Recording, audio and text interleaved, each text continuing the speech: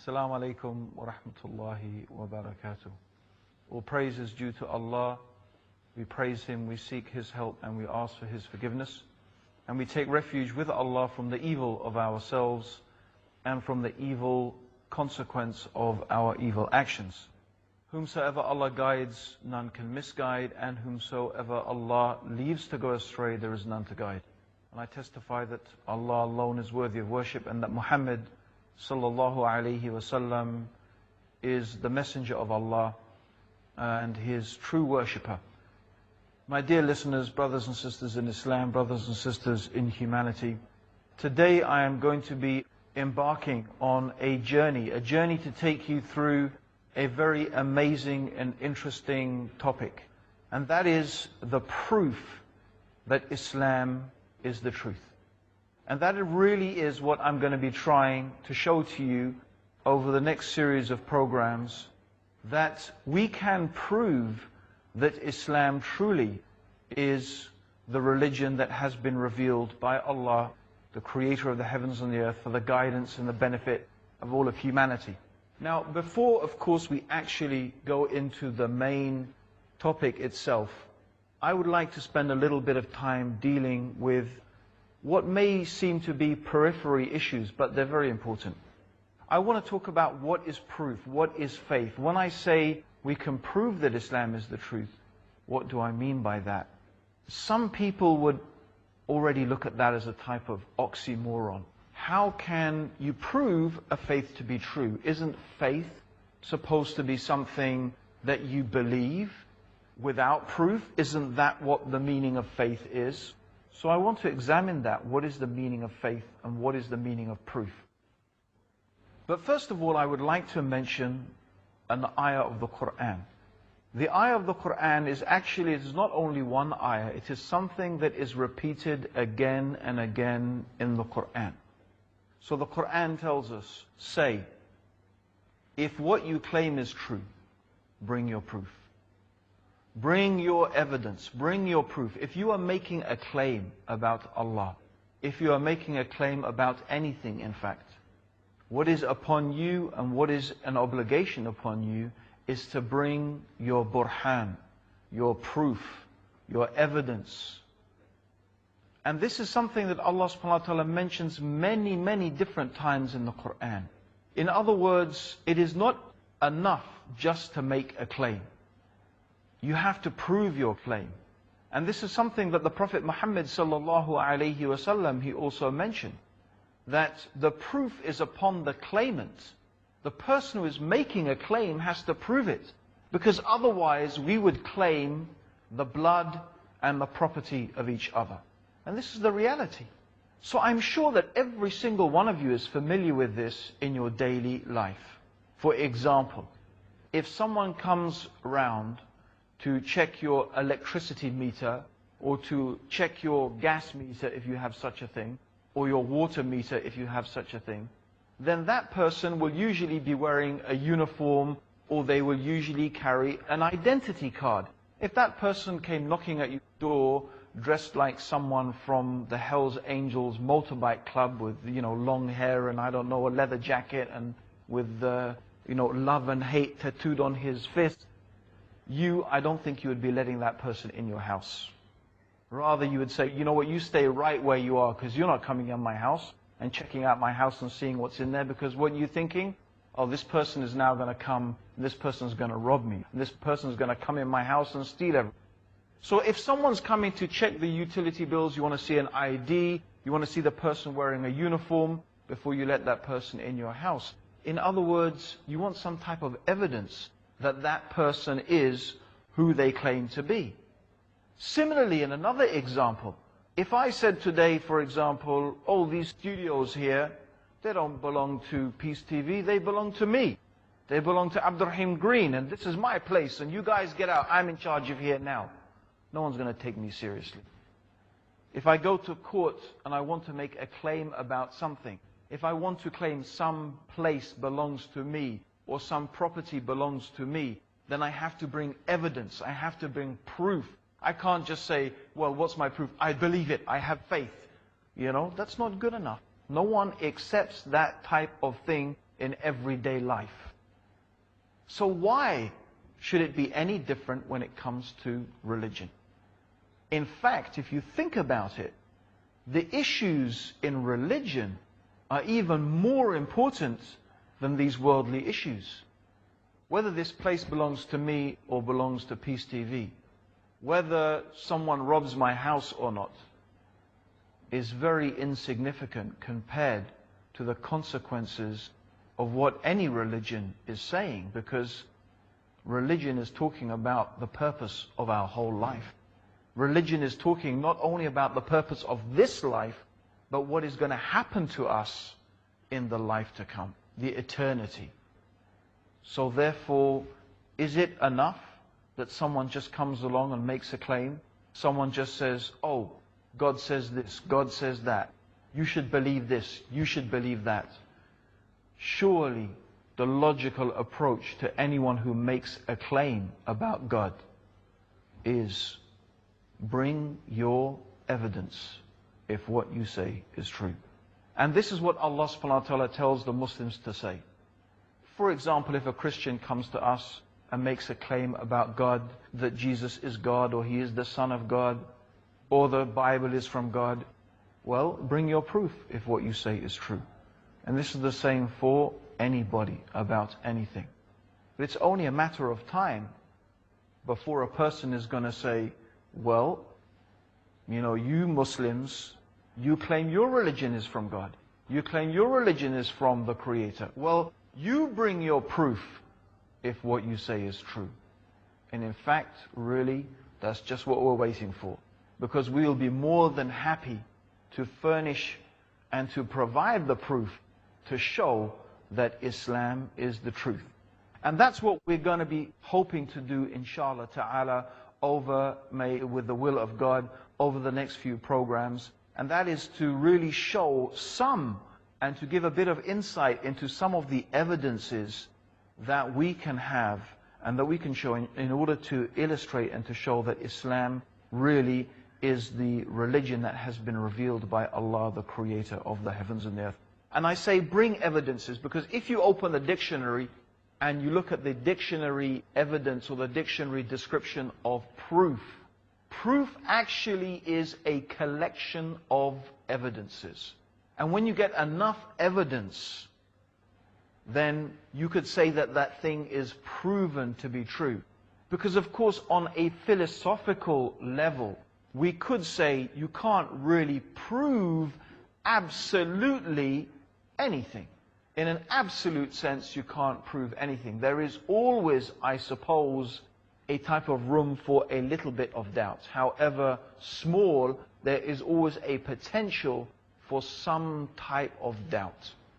And so what we really mean here, when we say we're going to prove that Islam is the truth, what we hope to do is to provide so much evidence that a person will not really have any reasonable cause to doubt that thing. It's rather like a court.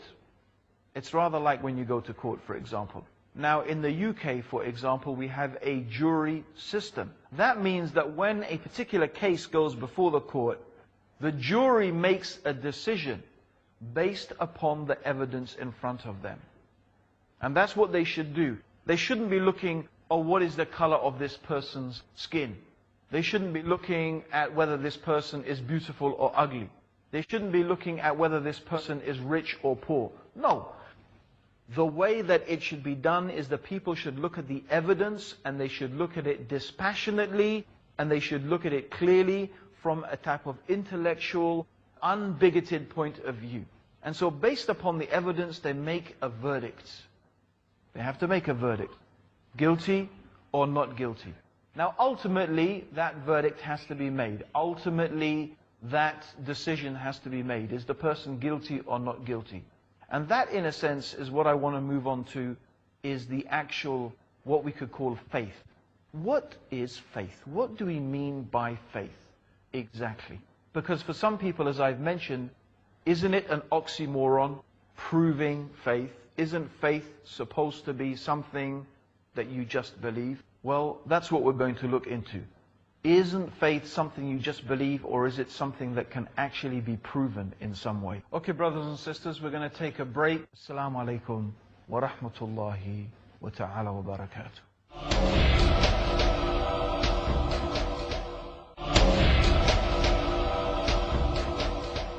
Assalamu alaikum, brothers and sisters. Welcome back to the proof that Islam is the truth. And today we are talking about what is proof and what is faith, and can we prove a religion to be true? Now let's go back to the issue of faith. What do we mean by faith? Now, let's take an example. One of the things I often ask people is, do you believe that spins on its axis and goes round the sun in 365 days? Now most people I ask, they say, yes, we believe that. We do believe that's true. I said, do you believe it 100%? Are you absolutely sure? Do you really believe it? They say, yes, we believe it. We're sure it's true. It's a fact. That's what they call a fact. Then I say, okay, prove it. And it's very interesting how many times I get complete blank expressions. Because although most of us believe that the earth spins on its axis and goes round the sun in 365 days, if we were actually asked to prove it, then most of us not be able to do that. That doesn't mean that we don't believe this thing based upon some good reasons. And of course, the reasons that we believe that is because, well, for example, the scientific community, scientists, have examined certain things, they've come up with certain theories, and they have made certain observations.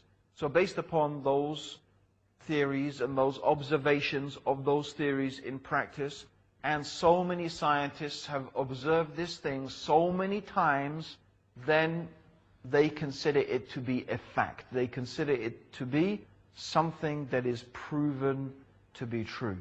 But of course, most of us ourselves couldn't really prove it. We wouldn't really know what exactly is the evidence. We might have some type of idea, but we have faith in the scientific community.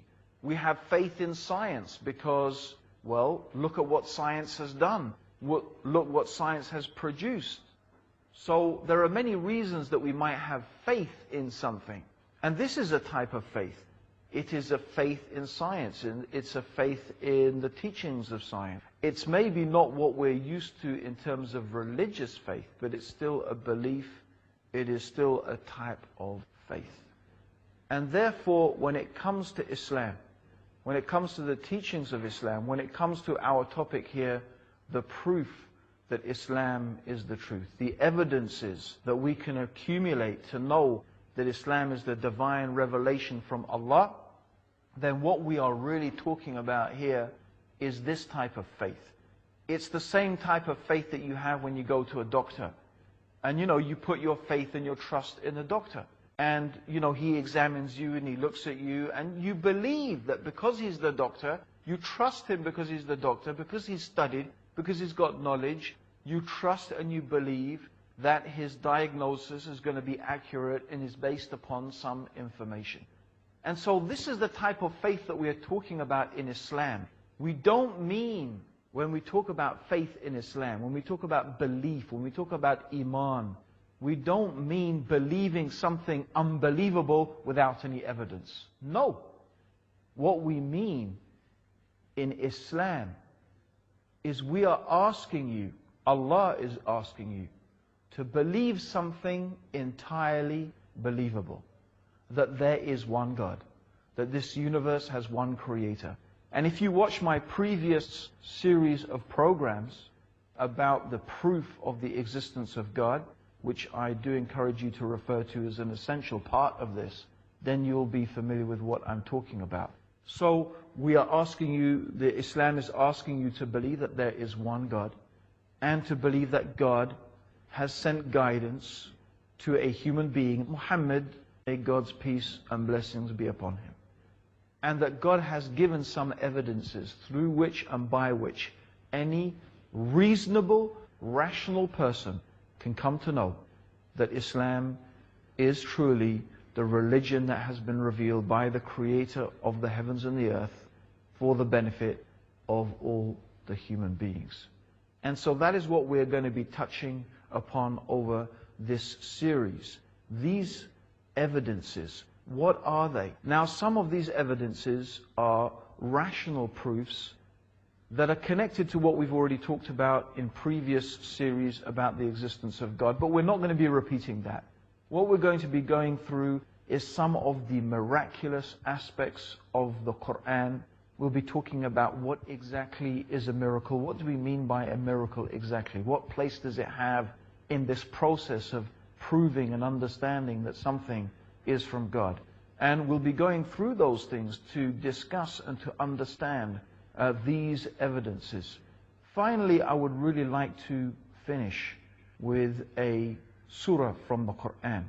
And it's Surah Al-Bayyinah, where Allah subhanahu wa ta'ala says, Never كل الذين كفروا من أهل الكتاب والمشركين.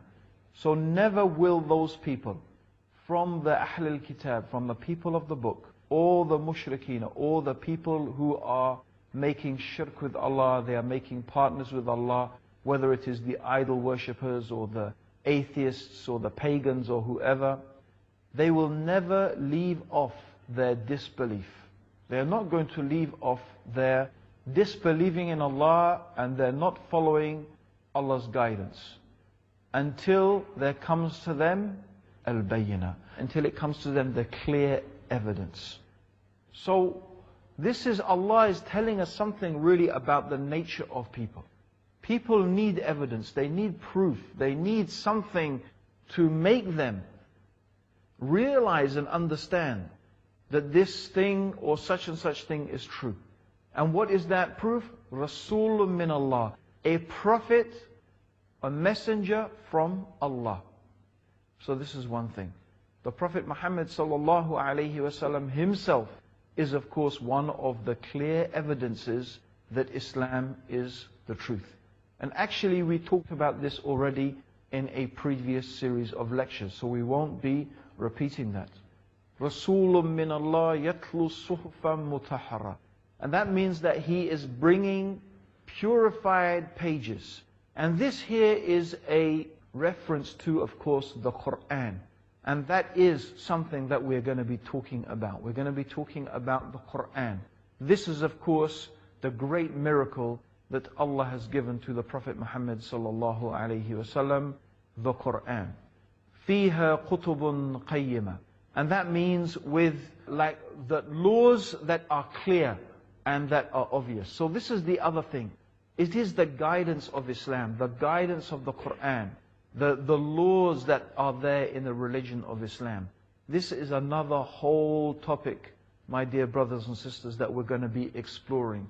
Some of the beautiful aspects of the religion of Islam, the Muslim way of life, how we can examine it, and how this way of life itself is a type of proof and an evidence that it is from Allah subhanahu wa ta'ala.